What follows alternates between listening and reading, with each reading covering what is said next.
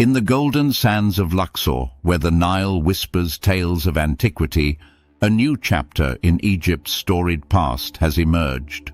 3 tombs, silent for over 3 millennia, have been unearthed, revealing secrets of influential men who once walked the corridors of power.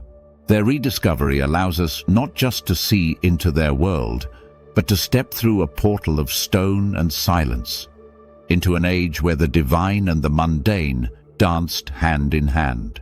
In May 2025, Egyptian archaeologists announced a groundbreaking discovery in the Dra Abu el Naga necropolis, located on the west bank of the Nile near modern-day Luxor. This site, once part of ancient Thebes, has long been a treasure trove for historians and archaeologists alike. The recent unearthing of 3 tombs dating back to the New Kingdom period, circa 1550 to 1070 BCE, offers a rare glimpse into the lives of non-royal yet prominent figures of ancient Egyptian society. Unlike the glittering tombs of pharaohs, these belong to the officials and administrators who kept the colossal machinery of empire in motion. They were men of ritual, record, and grain, each one a critical link in the network that supported temples, cities, and court. Their burial sites, though less ostentatious, were filled with the same longing: to be remembered, to be reborn, and to find peace in the field of reeds. The first tomb belongs to Amun-em-Ipet, a steward who served in the estate of the god Amun during the 19th dynasty, approximately between 1295 and 1186 BCE. His role would have involved the oversight of temple lands and assets, the flow of offerings, and the coordination of religious festivities, responsibilities that were both administrative and sacred. His tomb features a small courtyard leading to an entrance and a square hall, culminating in a burial chamber. Despite the passage of time, remnants of wall paintings depicting funeral processions and banquets remain, offering insights into the rituals and beliefs surrounding death and the afterlife. The artwork shows familiar motifs: food piled high, the deceased being led by Anubis, and prayers to the gods of the underworld, all invoking continuity, purity, and divine acceptance. His presence in such a prestigious necropolis implies not only wealth, but honor. The estate of Amun was one of the largest landholders in ancient Egypt, and to manage it was no small task. It meant access to the inner workings of religious power and proximity to Thebes' spiritual heart. The second tomb, dating to the early 18th dynasty, circa 1550 to 1295 BCE, belonged to Baki, a supervisor of grain silos. This role was crucial in managing the kingdom's food supplies, highlighting Baki's importance in the administrative hierarchy. Egypt's well-being was often measured in grain. Its abundance could prevent famine, fund temple projects, and ensure civil order. His tomb is architecturally complex, featuring a corridor-shaped courtyard that connects to a second courtyard, leading to an unfinished chapel with a burial shaft. This layered design reflects both practical and spiritual function. Processions would have passed through these courtyards, performing libations and reciting spells to send the soul safely onward. Though the chapel was never completed, the intention behind it is clear: a sacred space where rituals would be enacted year after year by descendants or hired priests. In these ceremonies, grain, his life's trade, would be among the offerings, both symbol and substance of eternal sustenance. The tomb hints at Baki's proximity to the temples or regional granaries. He was likely a man of numbers, records, and harvest cycles.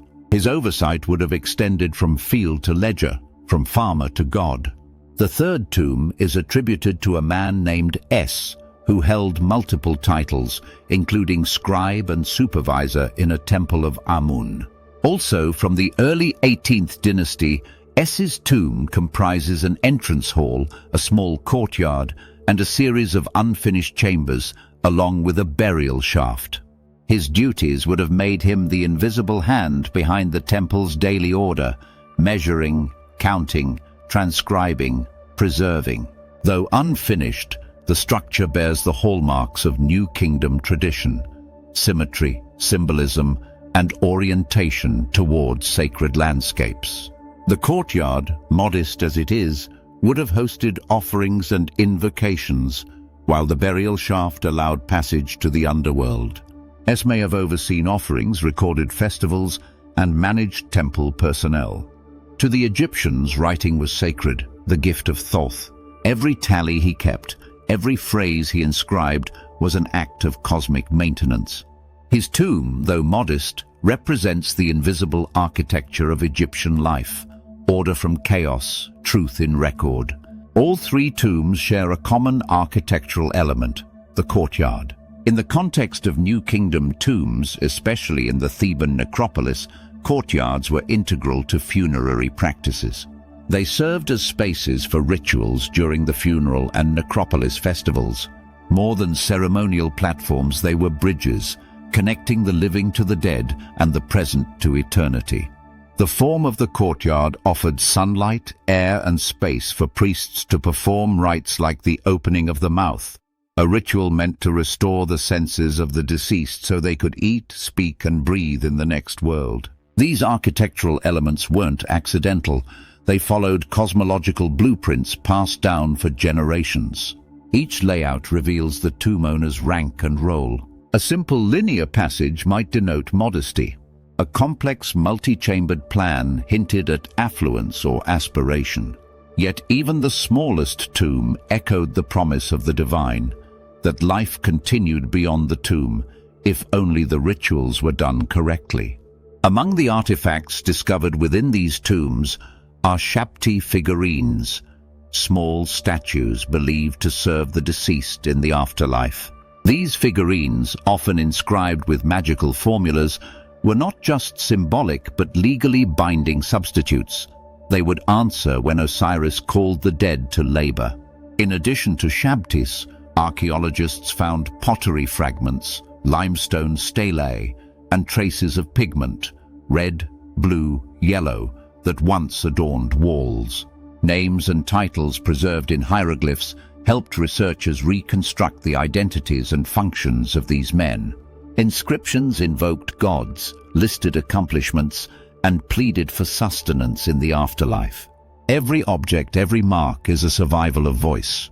A grain official offering thanks to Renenutet, the goddess of nourishment. A steward extolling Amun. A scribe praising the sacred word. These are not just archaeological finds, they are conversations continued across millennia. The Dra Abu el Naga necropolis has long been recognized as a burial ground for important non-royal individuals. Its proximity to the Nile and the city of Thebes made it a prime location for tombs of those who held significant administrative and religious positions. The recent discoveries add to the rich tapestry of history embedded within this site, offering new avenues for research and understanding. Over centuries, the necropolis became a palimpsest of beliefs and ambitions, its hills riddled with shafts and chapels, its silence broken only by the wind. Every excavation reveals new questions. Who lies buried beside whom? What do these tombs share? What secrets have yet to surface? These findings come at a time when Egypt is preparing to unveil the Grand Egyptian Museum, which will house over 100,000 artifacts, further cementing the country's commitment to preserving and showcasing its ancient heritage. Discoveries like these not only enrich our knowledge of ancient civilizations, but also inspire a renewed appreciation for the complexities of human history. They show us that history is not a monologue of kings, but a choir of lives, recorded in stone, sealed in jars, buried in ritual. They remind us that dignity was not reserved for rulers alone, but extended to those who served the gods in grain, record, and rite. As we delve into the lives of Amun-Ipet, Baki, and Es, we are reminded of the countless stories waiting to be uncovered in the sands of time. Each artifact, inscription, and architectural feature serves as a testament to a civilization that continues to captivate our imagination. The tombs may be small, their names mostly forgotten, but their legacy, like Egypt's, endures quietly, eternally. They speak to the beauty of lives lived in purpose and piety, and in listening to them, we remember that history is never finished. If you're fascinated by the mysteries of ancient Egypt and eager to explore more tales from the past, subscribe to our channel. Join us on this journey through history, where every discovery brings us closer to understanding the world of our ancestors.